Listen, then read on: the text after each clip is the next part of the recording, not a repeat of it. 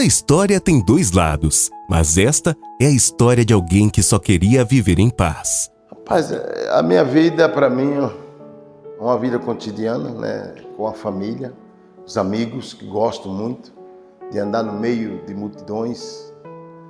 Então, dizer que era uma vida feliz, progressa, né? Eu me vi assim, crescendo automaticamente, politicamente, profissionalmente, né?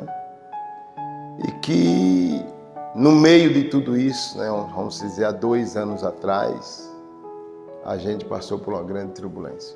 Mas de repente, tudo mudou. É só quem tem raiz, vamos dizer, suporta o que eu suportei, né? E que os meus filhos suportou, que minha esposa suportou, que minha mãe, minhas irmãs, meus irmãos, né, meus amigos fiéis, vamos dizer, sinceros, né, suportou, pastores, pastoras, irmãos de igrejas, irmãs, suportou, porque quem me conhece sabe que eu não sou nada daquilo que o acusaram. A perseguição não só afetou o Valdevan, mas também destruiu seus sonhos, sua esperança. Não é fácil você ver os filhos tristes, né? Até envergonhados de ir para a rua, de ir para uma escola particular, para uma escola, né? E ver seus amigos olhar para você diferente. Não é fácil. Foi uma barreira, né? Uma dificuldade que meus filhos passaram. Não foi fácil para eles, sabe?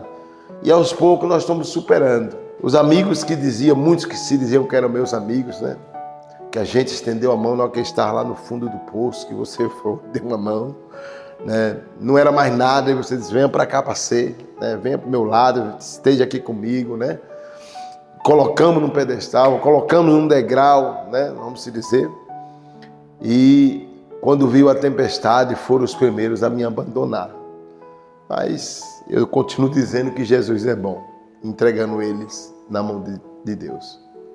Enquanto Valdevan lutava para sobreviver, os perseguidores continuavam a atacar sem qualquer remorso. O volume de acusações, o sensacionalismo de televisão que houve sobre a minha pessoa, né? Um delegado ali do lado, todos os dias, 10 buscas e apreensão, né? Eu sabendo que era tudo uma articulação maligna, que era um plano maligno, né? Para me destruir, eu não tinha como combater. E o cara ali na televisão pregando para Deus e o mundo, vamos se dizer, e muitos achando que aquilo era uma verdade. O programa do Datena mesmo ficou semanas e semanas sendo repetitivo. O meu nome, Datena, que tinha um crédito comigo e eu com ele, né? Chegou a me chamar de 171. Nem quis ouvir uma entrevista de um repórter dele que veio me entrevistar. Ele não quis nem saber, né? Da minha verdade. Não quis ouvir o meu lado, porque era um delegado, né? Mas Valdevan não se deixou abater. Mesmo nas horas mais escuras, ele encontrou força para continuar. Rapaz, a confiança em Deus. Na minha inocência. Primeiramente, naquele, e saber que eu era inocente, mas que estava machucando muita gente, né? Então me superei em Deus, né? Sabia que uma hora ele ia agir. A justiça é que nem a história de Jó. Eu vejo assim, né? Deus permitiu tudo na vida dele. O que vai acontecer na vida de Jó, né? Deus permitiu. Só não permitiu que o Satanás tocasse na vida de Jó. E eles tentaram fazer isso comigo, né? Tocar na minha vida, tentar me prender, né? Porque esse processo, eles chegaram a pedir a minha prisão. E a juíza, que nem me conhece, não sabe da minha índole, né? A juíza que jamais me viu ou sabe de mim, Deus usou ela para não permitir. Ela simplesmente permitiu. Deu o meu afastamento ao invés de uma prisão. O mesmo delegado que o acusava e era responsável pelo inquérito policial, hoje anda lado a lado com seus opositores à procura de voto e apoio político. Então eu tenho a certeza, tinha a convicção, até pela minha inocência, que era um plano maligno que estava planejado para me destruir. Até porque esse presidente da Câmara de São Paulo, ele ligou, quando o Datena, aí eu dou ponto para o Datena, e quando o Datena ligava para mim para fazer as entrevistas contra a diminuição da frota em São Paulo, e ele estava certo, porque não poderia diminuir a frota, porque nós estávamos transportando seres humanos, né? E quando você diminui a frota, os ônibus ficam superlotados e não podia ter aglomeração. Então, quanto mais ônibus, menos aglomeração. E essa foi a proposta que o Datena defendeu e que me entrevistava para saber como é que estava a frota, se tinha diminuído, se tinha aumentado, e nós reivindicávamos juntos, né, ao poder público que aumentasse a frota, para que se evitasse morte e contaminação dentro dos ônibus. Então, houve um embate entre eu e Datena com o presidente da Câmara, porque ele comanda a pasta do transporte em São Paulo. Não respondia o secretário, quem respondia era ele. Então nós tivemos embates ferrenhos, onde eu desmentia ele, e num dia ele chegou, num dia de manhã logo cedo, a gente teve um embate à noite no programa do Datena ao vivo, e no outro dia ele liga para um assessor meu, né, que está aí vivo como testemunha, ele liga para um assessor meu e diz, né, se o presidente continuar me contestando, se continuar batendo de frente, eu vou arrumar uma preventiva para ele. E aí foi quando ele bolou todo esse plano maligno com esse delegado, né, que esse processo não nasceu através de mim, foi lá na 4ª Delegacia de Guarulhos, e ele fez esse processo sair de Guarulhos, vir para o primeiro cerco com o delegado, e o delegado Fernando Santiago pediu na justiça para que continuasse sendo presidente desse inquérito. E quando ele chegou na delegacia, na primeira cerco, 30 dias, 40 dias depois, ele foi afastado dessa delegacia, foi transferido para outra, mas o processo ficou na mão de quem? De Roberto Santiago, que é o amigo do presidente da Câmara, né? E eu comprovei que eles são amigos, visitando a igreja juntos, para se fazer de santinho, tá certo? Junto com quem? Com o grande mentor desse plano maligno, o vereador Milton Leite, presidente da Câmara de São Paulo. Então foi esses caras aí que traçou tudo isso contra mim. Bom, eu acho que eu sou até suspeito em falar, né? Porque eu acompanhei tudo de perto, eu vivi todos esses transtornos, essas humilhações de perto, sempre ali ao lado do meu pai. Acho que desde 2018, né, quando meu pai se torna deputado federal pelo estado de Sergipe, tudo aquilo que era um sonho virou completamente um pesadelo, né? A partir do momento que ele vence as eleições, né, e está prestes a assumir a sua cadeira como deputado, a nossa vida ela mudou assim drasticamente, ela mudou completamente. Angústia, muita tristeza, né, principalmente muita perseguição, exposição, né, foi o que a gente viveu.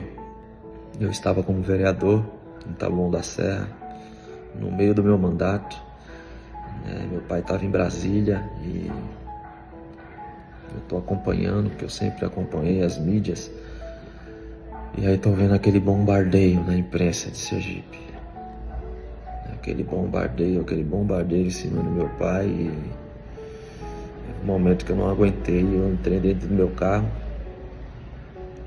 fui em direção à minha casa, peguei o telefone, liguei pro meu pai aos prantos e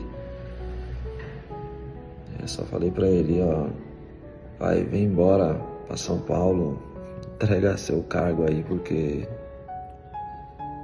a nossa família não tá aguentando mais, cara, passar por isso. Era um pedido de um filho desesperado, sabe? Um pedido de um filho desesperado que temia pelo que poderia acontecer depois. Ter que ficar dando explicações a todo momento, né? Tendo que amparar os seus irmãos que são mais novos, né, do que eu. Foi um momento assim de muita dificuldade, né, que a gente passou, muita dificuldade mesmo. E meu pai, com seu coração bondoso, generoso, estendeu a mão, né? Só que mal sabia ele que anos depois, essas mesmas pessoas que ele ajudou seriam as mesmas que iriam tramar, né, pelo seu afastamento do sindicato, né, tramando até a sua prisão, que graças a Deus, né, não foi concluída. Mas a gente sempre teve a convicção de que a verdade ela iria vir à tona. Porque nada nesse mundo que você faça, nada, seja de bom ou de ruim, fica descoberto. Uma hora a verdade ela vem à tona. E a verdade está começando a aparecer. Meu pai já foi inocentado em tudo aquilo que o acusaram no estado de Sergipe. Nunca conseguiram provar absolutamente nada. E aqui em São Paulo, não vai ser diferente. Não está sendo diferente. Está se encaminhando, da mesma forma. Mas onde a gente vai sair com certeza fortalecido, de tudo isso. Fortalecido de tudo isso. Eu só quero dizer que eu admiro muito o homem que ele é. O pai que ele é. Porque talvez eu não teria suportado 20% de tudo aquilo que esse homem viveu, suportou, do que ele passou, de todo esse transtorno. Então ele realmente é um homem de fé, um homem com uma fé inabalável, um homem resiliente, persistente. Acho que eu consigo traduzir em palavras meu pai dessa forma aí, um homem de fé e um homem resiliente, um homem que é duro na queda. Por isso que eu o admiro tanto, por isso que eu o amo tanto, porque esse é um homem de verdade. É isso que eu posso falar. Pai, te amo muito e conte sempre com esse filho, com esse amigo fiel que você tem ao seu lado sempre. Valeu. Eu venho aqui dizer que eu nunca vi no movimento sindical uma perseguição tão grande igual a essa que foi amputada a vida do meu irmão Valdevan 90. Jamais vista na vida do ser humano, Um cara do bem, que sempre fez o bem para essa categoria, sempre fez o bem para todos os seres humanos por onde passou. O cara que sempre distribuiu alegria no meio da gente. Foi vítima desse pessoal que lá está. Vítima daqueles que ele estendeu a mão. Um monte de diretores aí o traíram. O traíram pensando só em quê? Em benefício financeiro. Juntamente com esse ex-presidente da Câmara, que graças a Deus não é mais presidente, junto com um delegado, que nem falou o doutor Cleito foi muito bem na sua fala. Então eu quero dizer que aquele combatente que sempre combateu o bom combate, que chama-se Valdevan 90, a categoria hoje clama por ele. Volta, Valdevan 90, volta. Por quê? Porque sempre fez a luta em prol dos trabalhadores, em prol da classe mais pobre. Então por isso que esses invejosos aí queriam de todo jeito destruir a vida do Valdevan 90, a vida da nossa família. Mas há um Deus que tudo pode. E é nele que a gente se apega, e é nele que a gente crê. Então continue assim, meu irmão, com esse coração bondoso, e tenha certeza que nós iremos dar a volta por cima. Porque passamos humilhações, passamos perseguições, passamos todo tipo de coisas que um ser humano jamais gostaria de passar. Nós passamos juntos, mas juntos também eu tenho certeza que nós iremos vencer. Hoje está aí o clamor da categoria, volta Valdevan 90. Por quê? Porque você sempre fez o bem a todos. Então falar de você é muito fácil. Eu quero resumir aqui, porque se eu ficar aqui falando do bem que você tem feito a todos os seres humanos, eu vou dizer para você, é uma semana falando e tenho certeza que não irei concluir. Um abraço. Deus abençoe sua vida, meu irmão. Rapaz, a história de Valdevan é difícil até falar, Porque eu fico emocionado quando falo em Valdevan 90. Porque eu conheci Valdevan 90 através do meu irmão Jailton, que tratava cavalo para ele. Eu conheci Valdevan através do meu irmão. Valdevan, uma pessoa que ele é, humilde. Aí pegou amizade comigo, rapaz, e Valdevan 90, eu não tenho nem o que dizer. É uma pessoa que ajuda as pessoas, humildade, ajudando as pessoas, tratando as pessoas bem. Se você chegar para Valdevan hoje e dizer, Valdevan, fulano de tal tá precisando de uma ajuda, ele não mede esforço, só faz dizer, filho, quem é? vá lá, vê o que precisa. Valdevão é o que ele é. E então, o povo, com muita inveja de Valdevão 90, tentaram denigrir a imagem dele. Mas Deus é bom. Deus é bom. Deus sabe o que faz. E ele está aí. Provou que não deve nada para a justiça. Então Deus sabe o que faz. Quando a pessoa é boa, Deus ilumina. E ele é um dos iluminados, Valdevão 90. E esse negócio de fake, ele mostrou que não é o fake. Ele mostrou a verdade. E a verdade veio nua e crua para nego ver que ele não deve nada para a justiça. Eu só quero dizer para vocês que Valdevão 90 é um homem de bom coração. E Valdevão está aí de mãos abertas para ajudar as pessoas que necessitam. Valdevão nunca se negou de ajudar as pessoas que precisam. Valdevão 90 fez, eu vou me lembrar agora, viu? Tinha um menino doente, me lembro como hoje, Valdevão foi candidato, não era nem deputado. O menino estava morrendo aí no Hospital Lagarto. Eu não sei como a mãe dessa criança conseguiu o número de Valdevão. A cirurgia do menino era 18 mil reais. Ela conseguiu o número de Valdevão 90. Valdevão 90 poderia se negar para não ajudar, verdade? Que Valdevão não conhecia. Mas Valdevão tem um coração bom. A mulher ligou chorando para Valdevão, pedindo, pelo amor de Deus, para Valdevão não deixar o filho dela morrer. O que foi que Valdevão fez? A senhora está na onde, senhora? Eu estou em Lagarto. A senhora vem para Aracaju com o quê? Ela disse, não, já estou na ambulância. Ele disse, eu estou lhe esperando no hospital tal. E aí fez.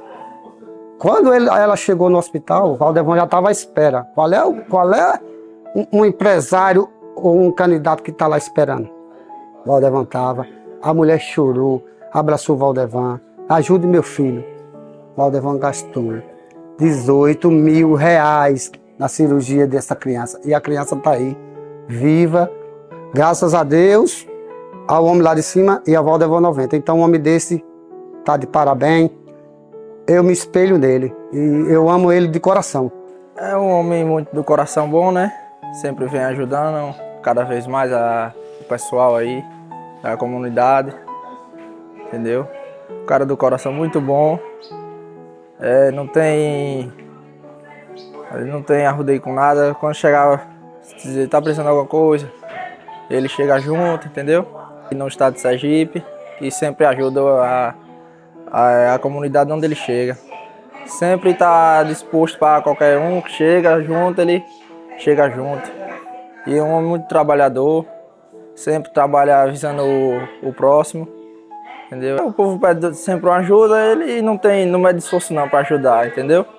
Onde ele chega, é bem recebido e o povo acolhe ele bem, entendeu? Eu admiro ele, que é uma pessoa legal, um homem desse. Um homem de Deus, Valdevão 90. Eu adoro ele e a família dele. Valdevão é uma pessoa, para mim, é mesmo que ser um filho meu. Eu tenho 73 anos, que eu moro aqui no povoado, né? Nunca vi um Valdevão. É uma pessoa muito especial. Eu adoro ele, é mesmo que ser um filho meu. É especial, Valdevão. Um homem de Deus ali. Cuidar das pessoas, pessoa carente. É uma pessoa muito especial, Valdevão. Eu adoro ele. Ave Maria, quando eu falo, Valdevão, menino, ligue para Valdevão. Vai fazer isso assim, Valdevão ajuda as pessoas. Na vez que eu estava doente, ele me ajudou. Eu comprar meus remédios, eu estava muito doente, uma depressão. É um homem de Deus, um homem desse, meu filho. O coração de Deus. Muito bom, Valdevão. E uma pessoa que fala de Valdevão, fala de Deus. Porque é muito legal mesmo. Há pessoas daqui do Crioulo, de todo povoado que eu vou, é Valdevão 90. Eu fui um passeio lá no colégio, aí eu digo, eu quero lavar aqui minhas mãos, me dê aqui um pouco de água. A mulher disse, não, minha filha, pode entrar aqui, tem água para todo lugar, água nas torneiras, dá água. Quem foi que botou essa água aqui? Valdevão 90, disse, ali é um homem de Deus, minha filha. Não merecia. Chega, eu chorei quando eu vi uma coisa dessa. Fiquei emocionada. que Valdevan não merecia uma coisa dessa. E não mereceu mesmo não, meu filho. Está vendo a justiça de Deus? Que era tudo mentira para prejudicar ele. Viu? Uma pessoa como ele é uma pessoa muito especial. Chego, fico com emoção. Valdevan, meu filho, eu nem tenho explicação, porque ele chegou aqui, nós não conhecíamos quem era ele. Aí ele pegou o meu filho, Jailton, fez essas baias, trouxe animal para ele cuidar, e ele cuidou muito tempo. Eu adoeci, porque para mim era mesmo que ser um filho meu que está ali dentro. Mas eu sempre dizia a Deus que ele ia se libertar. E Deus libertou ele e inocentou ele, e hoje ele está aí. Não sei, eu não tenho palavra para dizer o que eu sinto por Valdevan, porque esse foi Deus mesmo que botou no mundo para servir o povo e para ser amigo do povo, de pobre, de rico, de todo no mundo. É o pai da pobreza, é. Aquele, Valdevan, só se nascer outro, porque só tem ele. Pessoa igual a ele no mundo, eu acho que não tem. Eu acho que foi Deus que mandou ele para aqui. Porque nós queremos tanto bem a ele, que eu acho que não vai existir um homem dessa qualidade. É o pai da pobreza do Sergipe todo, viu? Porque tem o quê? Uns 10 anos mais ou menos que nós conhecemos ele. Não existe um homem dessa qualidade. Eu penso que não existe, não. Pega um homem desse, fazer uma justiça dessa, é uma raça mãe, mas agora eles podem estar sofrendo, eles vão sofrer o que fizeram com ele. Viu? Você vai ver o que é que eles não vão já estão sofrendo. Aqui nunca chegou uma pessoa que nem ele, não. Viu? Tem os prefeitos, o Zé Rocha, a Peça, todos eles, e tudo conhecia a Copim para fazer Rocha, a Copim para fazer Augusto, mas não chega os pés desse homem, não. O Valdevan 90, ele é um rapaz muito carinhoso pela população aqui, povoado crioulo que apareceu aqui, ajudando muita gente aqui, muita, e ficou entronzado aqui no povo. Ele saiu da política, voltou novamente e nunca deixou de andar aqui no crioulo. Pede uma ajuda, ele nunca disse não. Ajuda todo tipo de casa que a pessoa pode aparecer, e ele pede uma ajuda, sou Valdevan, e não, pode deixar que eu lhe ajudo sim. E nunca disse não para ninguém. Valdevan 90 é uma pessoa que não mede esforço para ajudar o próximo, entendeu? Todos têm o número dele e qualquer hora, em qualquer momento que ligar para ele, ele só não pode atender o telefone se ele estiver ocupado em alguma reunião, mas se ele não tiver, ele atende na mesma hora. E veio para Sergipe para ajudar o próximo. Testemunho de uma pessoa, de um jovem que ele estava internado, né? A mãe ligou para fazer a cirurgia do menino era muito cara. Eu me lembro que o moço que estava no carro mais ele. E ele fez o depósito desse valor.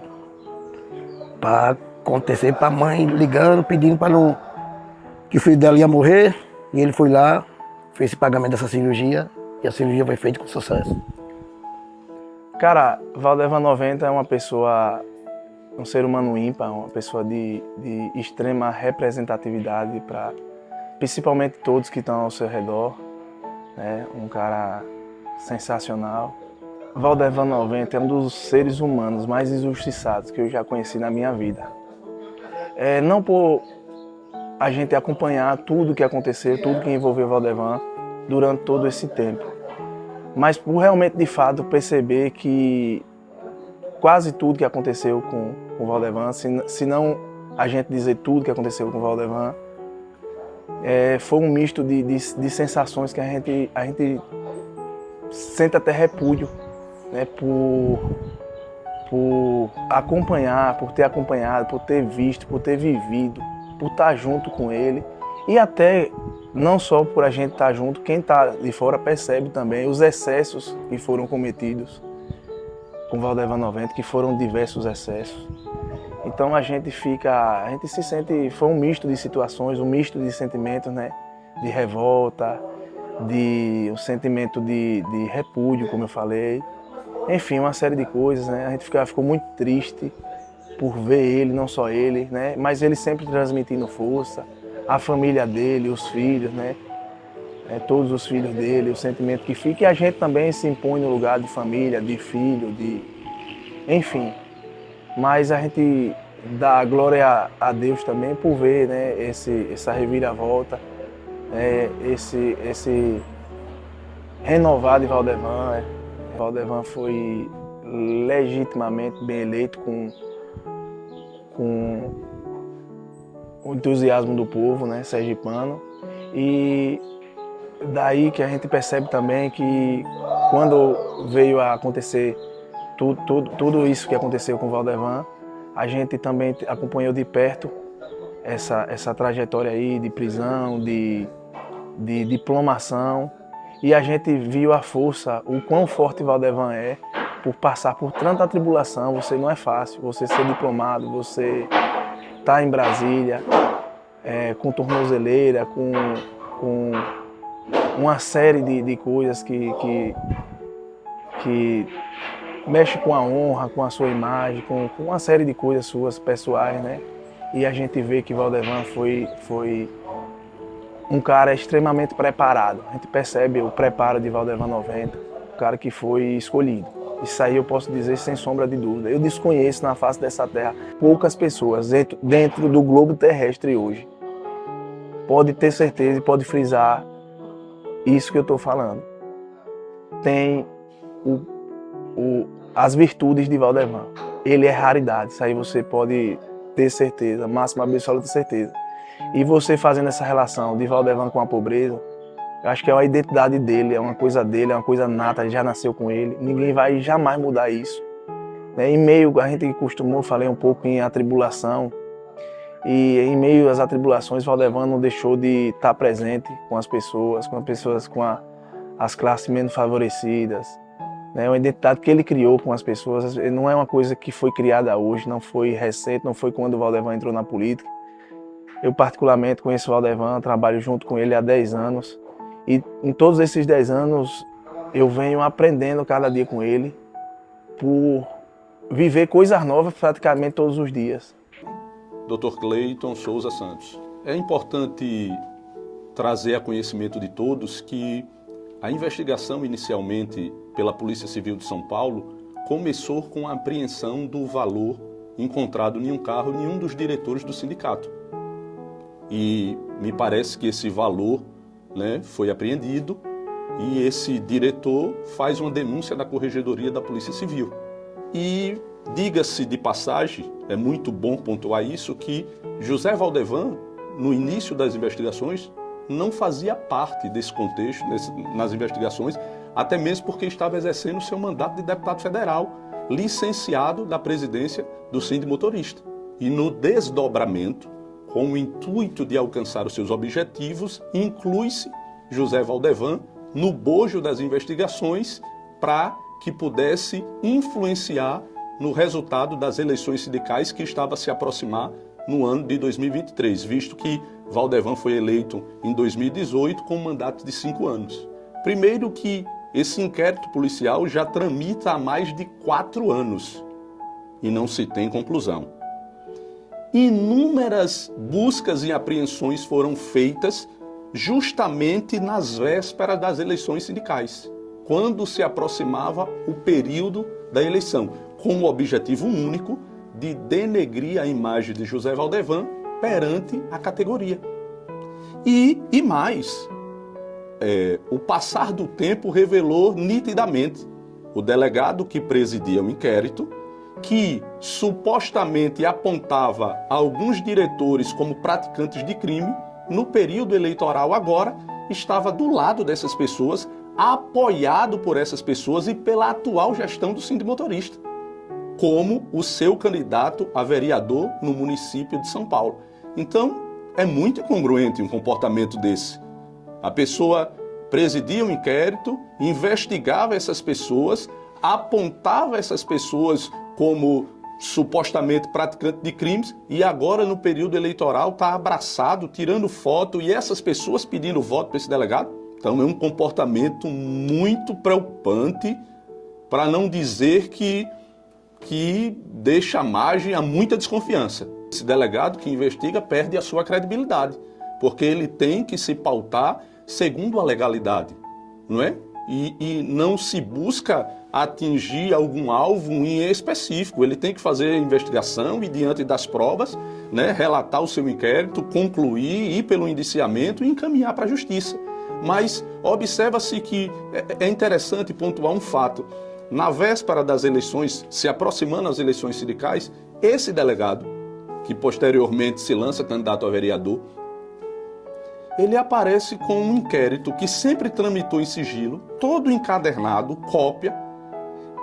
E mais, esse inquérito não mais estava em São Paulo, já havia sido remetido para Sergipe por uma questão de incompetência que foi declarado pelo magistrado à época. E após isso, o delegado não mais presidia o inquérito, ele tinha uma cópia em mãos em que ele gravava um vídeo direcionado para a categoria e folheava e denegria a imagem de Valdevan 90, inclusive apontando como responsável por estupro, por diversos crimes, coisas que nunca tramitou um processo dessa natureza contra ele. Então, não resta dúvida de que toda essa atuação, ela tinha um objetivo: tirar José Valdevan do páreo das eleições sindicais lá em São Paulo. Tudo que se demonstrou com o passar do tempo foram fatos que nos levam a crer, e ficou demonstrado agora no período eleitoral, e nada melhor do que o tempo, não é? Porque o tempo demonstrou isso. Como é que eu presido o inquérito, aponto essas pessoas no inquérito para responder por crime, e depois eu estou abraçado, pedindo voto e apoiado por essas pessoas? Então, como acreditar que uma investigação dessa é séria? Foi um instrumento para que eu pudesse ter benefício lá na frente. Ou seja, quem é que era o candidato nato, né, da categoria e que seria reeleito? Valdevan 90. E os adversários, como não tinham como derrotar nas urnas, devido à sua atuação, à sua luta pela categoria, todos os benefícios que conseguiu, né, para a categoria em São Paulo, eles disseram que nós precisamos usar uma investigação para desgastarmos a sua imagem perante a categoria, porque perceba, vieram para Sergipe fazer busca e apreensão aqui e apontaram que Valdevan 90 tinha cavalo de 2 milhões, não sei quantos cavalos, que cada um custava 2 milhões de reais. Fizeram todo esse procedimento truculento, apreenderam cavalos e, quando levaram a leilão, todos os cavalos leiloados apuraram o valor de 100 mil reais. Não tinha um cavalo de 2 milhões de reais. Ou seja, qual era o objetivo? Era demonstrar perante a categoria que Valdevan 90 lesava aquela categoria, se aproveitando, se locupletando dos direitos da categoria, quando o tempo, mais uma vez, o tempo é muito importante, o tempo provou que nada disso era verdade. Sempre foi com o objetivo de conquistar o apoio dessa categoria para a sua eleição de vereador de São Paulo. Tanto é que quem apoia esse delegado para vereador? Os opositores de Valdevan 90 no sindicato. Tudo que foi feito para conseguir, inclusive, uma decisão judicial e afastar Valdevan 90 da presidência do sindicato. Eleito pela categoria, passou-se 1 ano e 3 meses afastado por uma decisão liminar, que quando o processo foi remetido a Sergipe, essa decisão foi corrigida, né? Porque não havia embasamento jurídico para isso. Mas o que se percebe é claro, o tempo mostrou que toda essa devassa na vida de Valdevan 90, invadindo o seu imóvel, expondo a sua família, os seus filhos, os seus amigos, que isso são danos irreparáveis, era com o objetivo de se eleger vereador na cidade de São Paulo. Foi isso que ficou demonstrado.